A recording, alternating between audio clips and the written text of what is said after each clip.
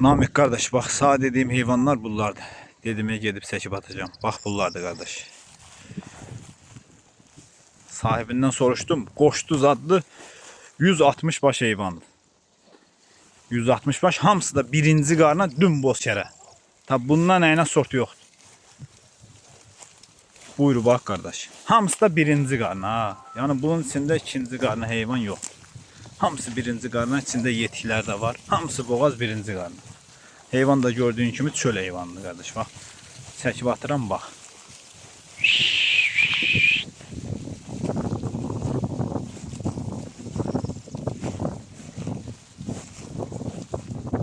Böyle tam ətrafını çəkirəm bak. Hamısı birinci qarına.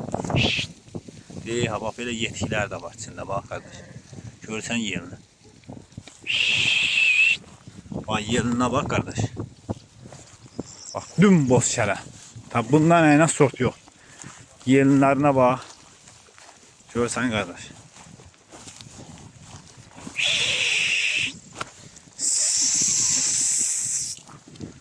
Belə heyvanlar ancaq belə qanlı olur da qaqa.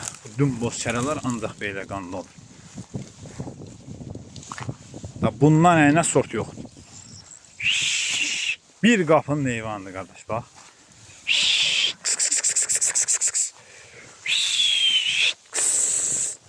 Çöl heyvanı, karnı boğaz heyvan. Başlayıp yelinləşirlər bak. Yelinə bak kardeş. Ha yelinə bak. Bak böyle tam ətraflı çəkirəm ki kardeş heyvana bak. Bak dümboz kərə. Tabi boz kərə istəyirsən o da budur qardaş. Tabi belə heyvan haranı gəzsən yoxdur. Görsən hamısı bir bağır, bir sort heyvandır bak. Hamısı ağbaş dümboz kərə. Görsən qardaş.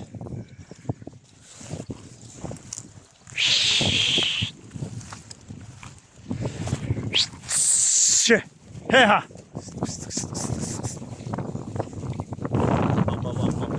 Yukarıdan çəkirəm bak. Bak böyle hamısı ağbaş. Bak kardeş heyvanın sortu göz qabağı. Görsən bak. Görsən qardaş.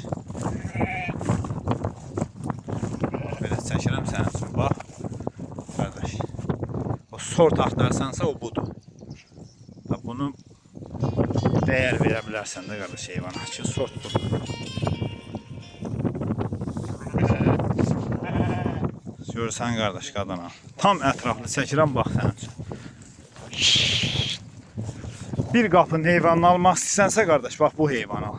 Mən sənə bu heyvanı məsləhət bilirəm. Çəkirəm deyə demirəm ha, yəni sort göz qabağındadır.